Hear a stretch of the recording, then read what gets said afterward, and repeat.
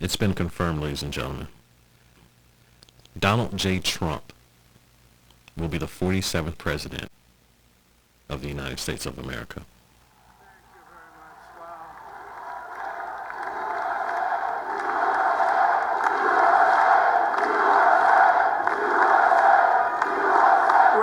Thank you all very much. This is great. These are our friends. We have thousands of friends on this incredible movement. This was a movement like nobody's ever seen before.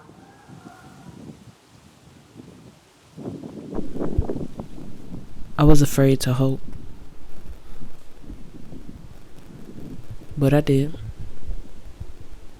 I took a chance, despite the report of the past.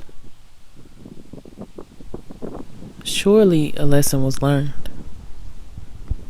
Surely we'd get it right this time.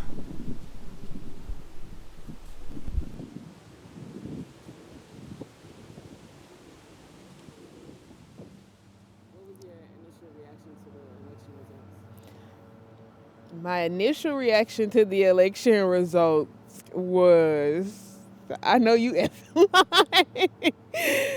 Because I tried to stay up to watch them myself, but at some point I just got like too antsy because it was hitting like 1:30 and I personally still hadn't seen anything that said it was announced. So I went to sleep and I woke up maybe about 2 or 3 hours later and I saw the group chat just on fire. And I was like, it's a little early for all of them to be woke. But then I saw it and I was like, wow. I just remember waking up at like 3:30 in the morning and like I checked my phone and I saw like the results and I was like, what? No. This week has been stressful, exhausting, and I don't know, just kind of heavy, actually. Yeah. You know, this week I'm actually feeling very good. Last week was definitely very difficult for me. Like Wednesday, very angry. A lot of anger. More anger than sadness, actually. I guess I feel like I lost hope. I feel like I lost faith. And I don't think I lost the motivation, but I think I lost the feeling of like having to do more. Because no matter how much you do, especially as a black woman, it's almost never enough. So knowing that was running for the highest seat in our country, and it still wasn't enough. Like what she pulled off in like 100 days, however long her campaign was, like I felt like she did more than enough. I would have expected that out of somebody who was running for years. So I think my hope in like the country and like the communities that I thought we had is gone. And kind of just my faith in people are gone. It almost, because honestly, even when I see like the videos of Kamala on TikTok, like I'll click that page and go watch through all of them. For me, it feels as if like she's died. Like I know that she's still alive, but the way that my body and my mind is processing the process, like it feels like a death. Yeah. I got on TikTok and I saw it wasn't her speech yet. It was like just an edit. And the caption was like, thank you everyone for like all of your contribution. And I was just like, and then I broke down. I just broke down. And then the next day I was just really angry, really mad, walking around a camp, like going to a PWI, walking around a campus and seeing all of these white folks like walking around and just kind of like continuing on as if nothing had happened. Most of them continue on as if nothing had happened. It just kind of fueled my anger even more. Probably should have just stayed home that day. My life being impacted by Trump's presidency I think it will affect me in more ways than I even realize right now. And I only say that because of the demographics that I work with. I do a lot of work in elementary schools. I still sometimes go back to my high school and do some work. And then being that I also work in DV, I just feel like those are the main populations that are going to be heavily affected by the things that he's putting into place. I find joy in those things that I do. So to know that they are already in a situation where life is already not easy, and to know that we're getting somebody in office that's going to make it even more hard, like, that's just, I think it's saddening, it's disappointing. Yeah. Well, we all know about the tariffs. Well, hopefully we all know about the tariffs.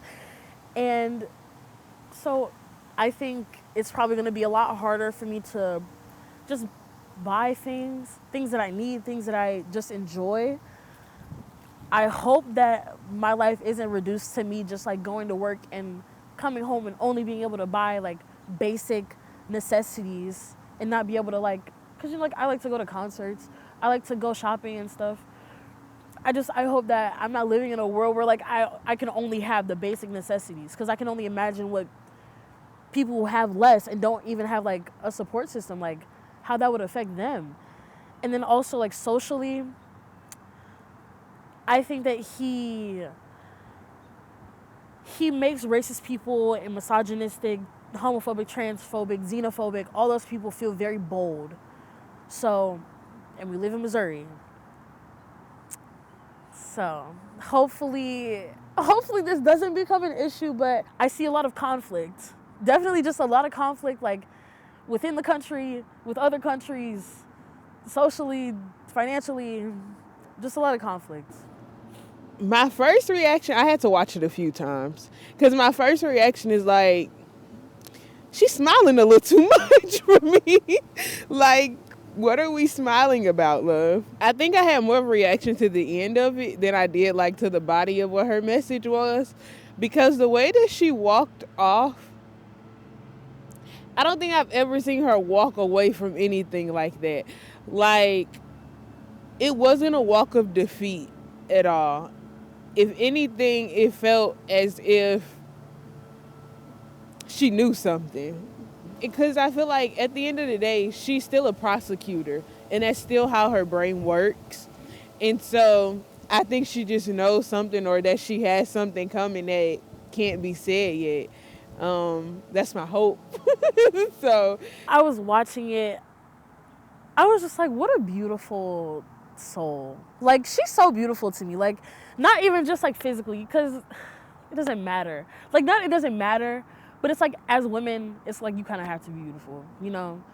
And it's like, just without her physical appearance, like, she's just a beautiful soul. Like, she has a whole demographic of people who just kind of, I don't want to say shit on her, but like, they just, all they do is shit on her. Like, all day, every day. All she has to do is laugh.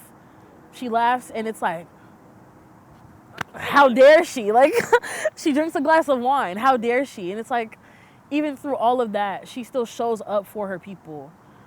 So yeah, like, I find that very beautiful, being able to be inspirational after you just lost in a situation that potentially could have been unfair, and you just have a whole political side just kind of down your throat at every chance, every time you do anything, and she still comes up with a smile and tells an audience full of people who I'm sure she could tell were upset and crying and all those other things, like, it's okay, like, the fight is not over.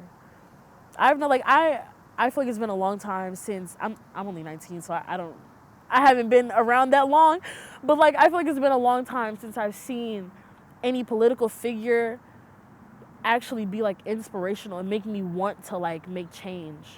Yeah, next for me, I think I just want to do just enough for myself to be comfortable. I don't really have the desire to keep going above and beyond and breaking all of these barriers, or being the first, or being the last, or being the only. I don't think I want that anymore. And I think knowing that I could be the first or the only is kind of what sometimes drove me to go for things the way that I did. But just seeing that it won't ever stop, I can't work this hard for the rest of my life. Like, I'm 21 and I am exhausted. And I don't even think it's just being in school, but just like with life in general, I'm exhausted. And seeing that my mom being 43 and my grandmother being 70 something, and knowing that their fight still has not lightened or lessened and they're still going, I'm exhausted for them.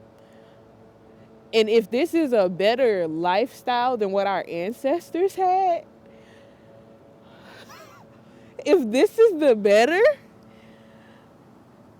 I'm grateful for the work that they put in, but I'm tired. I'm very tired. Rest. I think it's very important that we rest. Because whether we want it to or not, a lot of what happens or is able to happen is always supported by Black people. A lot of people make it because of us. And I mean that from the top to the bottom. The high-end name brands, they make it because of us. We may not go buy a house, but we'll go buy a Louis Vuitton or Gucci or whatever. And even like as simple as the corner stores, those people are hardly ever run by Black people. Most of the times they're Arab people or they're Indian people. Like every other culture makes it because of us. We're not making it because of any other culture. They don't support us the way that we support them. So I think it's very important that we rest. Take time to focus on, one, ourselves as individuals, but then again, ourselves as a community of Black people. Black people in general, we need to take the time to rest and focus on ourselves and make sure that we're really okay. Because I don't think we do that enough. I would say hold on to your joy. Like, hold on to it, because, like, what are you going to do without it? It's very easy to just sit in sadness, I feel, especially and sit in hopelessness, because it's kind of what's the point? Hopefully the world doesn't end. The world isn't ending. I don't think the world is ending. I can't say this, but I don't know. But yeah, I think just hold on to your joy, especially if you're a creative. We all know, the best art comes out when it's getting rough politically and socially. So you pick up that pen, pick up that journal, and write something, or paint something, or draw something, or pick up an instrument, anything. Even if you're not a creative, I think it's very important just to take your mind off of it in a way that can even give you a deeper understanding of what's going on. Because I feel that's what art does.